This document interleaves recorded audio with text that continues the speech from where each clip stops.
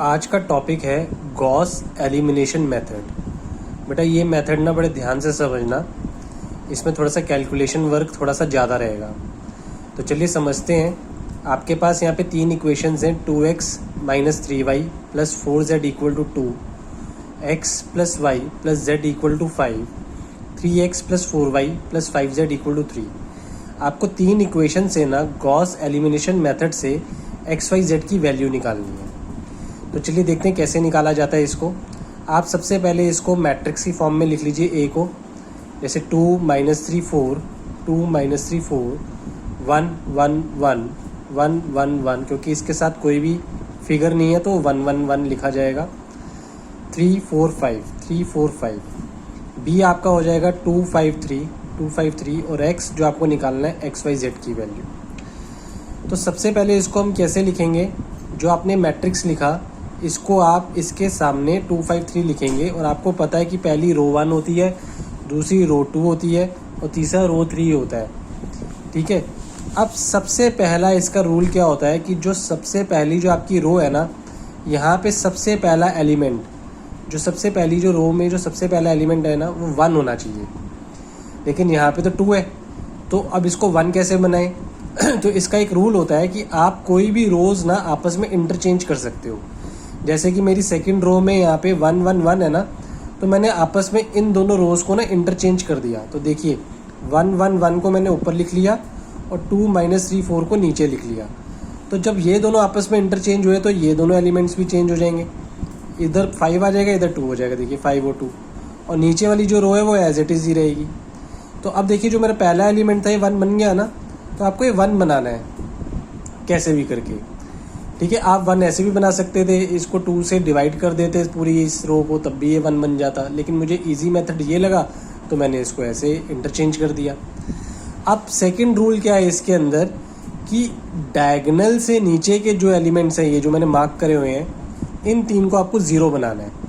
किसी भी तरह करके आपको इन तीनों को ज़ीरो बनाना है। अब वो देखते हैं वो ज़ीरो कैसे बनेंगे। तो सबसे पहले देखिए जो ये रो 2 है, ये वाली, ये जो रो 2 है, इसके अंदर मैं इसको ज़ीरो बनाऊंगा, इस 2 को मैं ज़ीरो बनाऊंगा। कैसे बना रहा हूँ मैं? R2, ये जो पूरी R2 है, इस R2 में अगर मैं इस R1 को 2 से मल्टीप्लाई करके माइनस कर दूं तो देखिए ये ज़ीरो बन जाएगा। कैसे? ये 2 है, अब मैं यहाँ पे लिख के दिखा रहा हूँ आपको, ये 2 है। ठीक है, R2 है ना 2, माइनस फिर 2 लिखा हुआ है 2, R1, R1 का पहला एलिमेंट क्या है मेरा? 1 1। तो 2 माइनस 2 कितना बन गया? 0 बन गया। देखिए 0 बन गया। अब ऐसी सेम माइनस 3 माइनस 2R1 है, 2R1 कितना दिया हुआ है? 1। तो माइनस 3 माइनस 2 कितना बन गया? -5। देखिए -5। ऐसे ही ये तीसरा एलिमेंट बना दिया सॉल्व करके। R2 4 minus 2R1, 4 minus 2 2। Same ऐसे ये -8 बन जाएगा। 2 माइनस 2, ऊपर वाला ये 5। तो ये आपका जब सॉल्व करोगे तो -8 आ जाएगा। ठीक है, सेम ऐसी R3 को मैंने ऑपरेट करा, R3 माइनस 3R1, तो ये आपका 0 1 और 2 बन जाएगा, और ये -12 बन जाएगा। तो मेरे 2 0 बन गए ये। अब मुझे तीसरा ये 0 बनाना है। तो मुझे जो तीसरा ये 0 बनाना है, तो ये R3 वाली रो है, ये R3 है, मुझे इसमें ऑपरेट करना है। तो मैंने क्या किया, R3 में ऑपरेट कर रहा हूँ R3, और जो ऊपर वाला एलिमेंट है -5, इसको मैंने डिवाइड कर दिया 1/5 से, तो मेरा ये भी 0 बन जाएगा, और ये 12/5 बन जाएगा, ये -68/5 बनेगा अगर आप कैलकुलेशन करेंगे तो। अब इसके बाद क्या आएगा, आप देखिए ये 2 0 बन गए ना। अब ये वाला जो एलिमेंट बचा है, तो आपको पता है ये पहला x होता है, दूसरा y, तीसरा z होता है। तो ये वाला जो है ये 12/5 z रख के इक्वल टू -68/5, क्रॉस मल्टीप्लाई करके z की वैल्यू आ गई -17/3। अच्छा, अब ये आपकी वैल्यू आ गई z की। अब आपके पास देखिए ये है वैल्यू आपके पास x plus Y plus Z. तो x तो 0 है, तो y क्या है? -5y।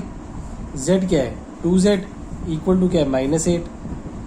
-5y, z की वैल्यू मैंने ये निकाली है, z की वैल्यू रखी, इक्वेशन को सॉल्व करा, आंसर आ गया। अब तीसरी इक्वेशन क्या है मेरी, 1 1 1, मतलब कि x plus Y plus Z equal to 5, x plus Y plus Z equal to 5। x ऐसे ही रहा, y की वैल्यू निकाली थी -2/3, z की वैल्यू निकाली थी -17/3। इसको आपस में सॉल्व करके आपका आंसर आ गया x 34/3। तो आपके पास z, y और x तीनों की वैल्यू आ गई।